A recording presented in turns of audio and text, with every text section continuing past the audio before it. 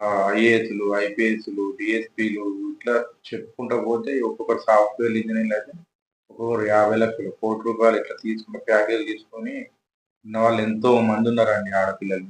ఆడపిల్లలను చదివించడే ఉన్నారా, పెళ్లి అయితే పోతారు ఉత్త ఖర్చు. ఆడపిల్లలనేమో గవర్నమెంట్ స్కూల్లో పడేస్తాను, చదివిపియడే మానేసి ఇంటికాడనే బోళ్ళు దోముడు, బొక్కలు దోముడు, ఇల్లు ఉడుతుడు, వాకిలు ఉడుతుడు ఇదే పని చేపిస్తారు, లేకుంటే కైకిల్లు పంపిస్తారు. మిడిల్ క్లాస్ ఫ్యామిలీకి వెల్కమ్ అండి. ఈరోజు మన కంటెంట్ ఏంటంటే, ఆడపిల్లలు కష్టపడి చదువుతారు కానీ తల్లిదండ్రులు చదివిపియడం లేదు. చులకన చూస్తారు ఆడపిల్లలను. కానీ ఆడపిల్లల టాలెంట్ వేరే ఉంటుంది. వాళ్ళు చదివితే ఇప్పుడు చూస్తాడు కదా, ఇప్పుడు జనరేషన్ ఎట్లున్నారు, ప్రతి ఒక్కరు ఐఏఎస్లు, ఐపీఎస్లు, డిఎస్పీలు ఇట్లా చెప్పుకుంటూ పోతే ఒక్కొక్కరు సాఫ్ట్వేర్ ఇంజనీర్లు అయితే ఒక్కొక్కరు 50 లక్షలు, ₹1,00,00,000 ఇట్లా తీసుకున్న ప్యాకేజ్ తీసుకొని ఉన్నవాళ్ళు ఎంతో మంది ఉన్నారండి ఆడపిల్లలు. కానీ తల్లిదండ్రులు కొంతమంది చదివిపిస్తారు, కొంతమంది మాత్రం అసలు గమనించి చదివిపియడం మానేసి డైరెక్ట్ ఎదిగిందంటే పెళ్లి చేసిస్తారండి. పాపం ఆడపిల్లలు చదువుకున్నామంటే చదివిపియకుంటే వాళ్ళు ఎంత బాధపడతారంటే, ఒక ఉదాహరణ చెప్తా. ఇప్పుడు కొంతమంది ఏం చేస్తారంటే, నేను చూసిన లైవ్, నేను విన్నా కూడా, వాళ్ళు చెప్పింది విన్నా. ఏంటంటే ఆడపిల్లలను చదివించడే ఉన్నారా, పెళ్లి అయితే పోతారు ఉత్త ఖర్చు. మగపిల్లలు అయితే ఇంటిగా ఉంటారు, చదివితే మనకి ఏమైనా సంపాదించి పెడతారు. ఇట్లా తారతమ్యాలు భేదాలు చూసి ఆడపిల్లలనేమో గవర్నమెంట్ స్కూల్లో పడేస్తాను, మగపిల్లలనేమో ఫస్ట్ నుంచి ఇంగ్లీష్ మీడియాలు చదివిస్తాను. చూడు భేదం ఎట్లున్నదో. సరే, పేదోళ్ళు అయితే పర్లేదు, ఎట్నో చదివించుకుని ఉన్నవాళ్ళు కూడా కొంతమంది ఉన్నారు. అసలు పాపం వాళ్ళను ఎంత ఇది చేస్తారంటే, వాళ్ళకి ఎంతో ఉంటుంది ఆశ ఆడపిల్లలు చదువుకోవాలని. కానీ వీళ్ళు తారతమ్యాలు చూసి వాళ్ళను పక్కదో పట్టిస్తాను, గవర్నమెంట్ స్కూల్ వేస్తాను.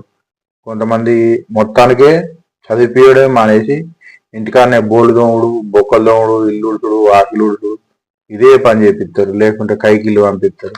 అది ఎంతవరకు కరెక్టు? వాళ్ళ టాలెంట్ మీకు ఏమెరక, వాళ్ళ టాలెంట్ చాలా బాగుంటుంది, కానీ మీరు అర్థం చేసుకుంటలేరు. అట్లా చేయొద్దు. సరే, అటు ఇటు పోయి ఆడపిల్లలకు పెళ్లి చేస్తారు. పెళ్లి చేసిన తర్వాత ఏముంటదండి, వాళ్ళు అత్తగారింటికి పోతారు, పిల్లలు అవుతారు, అదైతారు ఇదైతారు. ఆయన ఏదైనా ప్రాబ్లం వచ్చినా కానీ కనీసం వాళ్ళ కాళ్ళ మీద వాళ్ళు నిలబడే శక్తి లేకుండా అయిపోతుందండి.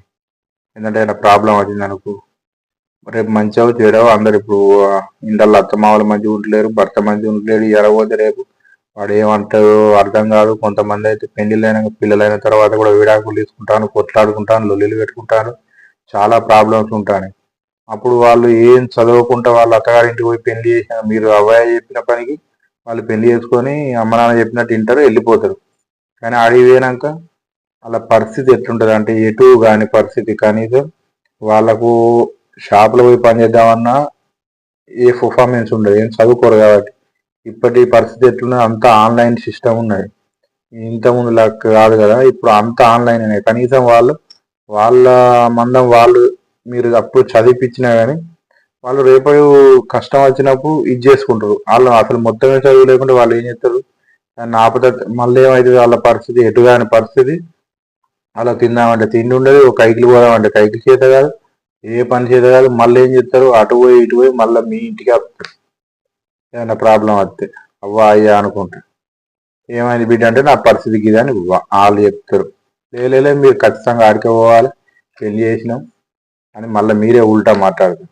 అదే మీరు ఇట్లా కాకుండా, అదే మీకు ఇప్పుడు మళ్ళీ అట్లా కూడా మీకే భారం అయింది. మళ్ళీ పెళ్లి చేసినాక తర్వాత మీ ఇంటికి వస్తే మళ్ళీ మీకే భారం. అది మళ్ళీ మీరు చూడరు, మళ్ళీ మీరు ఆటే పంపిస్తారు. వాళ్ళు ఎటుగాని పరిస్థితి. అదే మనం ఆ తప్పు చేయకుండా ఫస్టే వాళ్ళకు కొంచెం చదివిపిస్తే, వాళ్ళు ఇంత ఇదై వాళ్ళ కాలం మీద వాళ్ళు నిలబడి జాబ్ చేయకున్నా కానీ కనీసం అక్కడ ఏదైనా ప్రాబ్లం అయినా ఏదైనా వాళ్ళ కాలం మీద వాళ్ళు నిలబడి ఇంత జాబ్ చేసుకొని, ఇంత సంపాదించుకొని, ఇంత తిని వాళ్ళ పిల్లలను డెవలప్ చేసుకొని వాళ్ళ పిల్లలను చదివించుకోవడానికన్నా వాళ్ళకి ఆ శక్తి అనేది ఉంటుంది.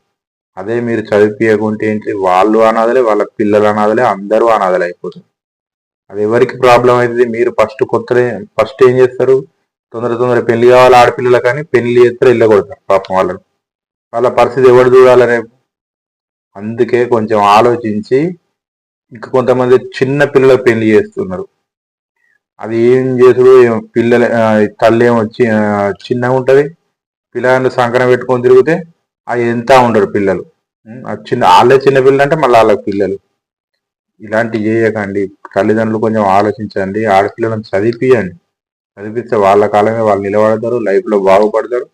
వాళ్ళ ఫ్యూచర్లో ఏదైనా కష్టం ఆపద సంపద వచ్చినా కానీ వాళ్ళే చేసుకొని ఒక చిన్న జాబ్ అన్న, కనీసం ఒక 10-15 వేల సాలరీ వచ్చే జాబ్ అన్న చేసుకొని వాళ్ళ కాళ్ళ మీద వాళ్ళు నిలబడతారు. ఎందుకంటారా, మన ఇండళ్ళకి మళ్ళీ మనం రివర్స్ మన ఇండళ్ళకి వస్తే మన కొడుకులు కోరు, చేసుకున్న వాళ్ళ ఇంట్లో కోడళ్ళు కోరు, ఎవరు కోరు. ఓ 2 రోజులు 3 రోజులు ఉంచుకుంటారు తప్ప కానీ, మా అంటే 1 నెల, సంవత్సరం 2 సంవత్సరాలు ఉంచుకుంటారు. తర్వాత ఎవరు ఉంచుకోరు, ఏదో సూటిపోటి మాటలు. ఆ మాటలకు మీ బిడ్డ ఉండలేదు మళ్ళా. కాబట్టి దయచేసి, నేను కూడా కొన్ని ఫ్యామిలీలు చూసిన, ఇప్పటికి కూడా ఇప్పటికి కూడా అట్నే బాధపడతారు, ఇబ్బంది పడతారు.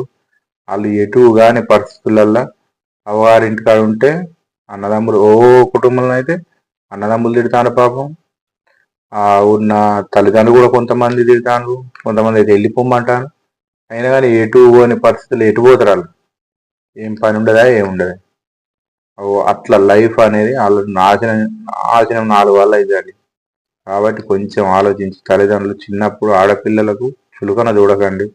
మగపిల్లను ఎట్లా చదివిస్తున్నారో మగపిల్లలు చదివిపించినట్టే ఆడపిల్లను కూడా చదివిపియండి. వాళ్ళ భవిష్యత్తు కోసం మీ బిడ్డే బాగుపడుతుంది. కాబట్టి అట్లా చదివిపిస్తే వాళ్ళ లైఫ్లో సెట్ అవుతారు. మీకు ఎలాంటి భారం అనేది ఉండదు. చదివించిన వాళ్ళ కష్టం మీద వాళ్ళు బతుకుతారు. మీకు ఎలాంటి బాధ ఉండదు. లేకుంటే మళ్ళీ మీ ఇంటికి వచ్చి మీ ఇంటికనే కూర్చుంటారు. కాబట్టి అలాంటి తప్పు చేయకండి. ఈ వీడియో నచ్చినట్టయితే లైక్ అండ్ షేర్, సబ్స్క్రైబ్ చేసుకోండి ఫ్రెండ్స్. ఒక కామెంట్ పెట్టండి ఈ వీడియో ఎలా ఉందనేది. జై హింద్.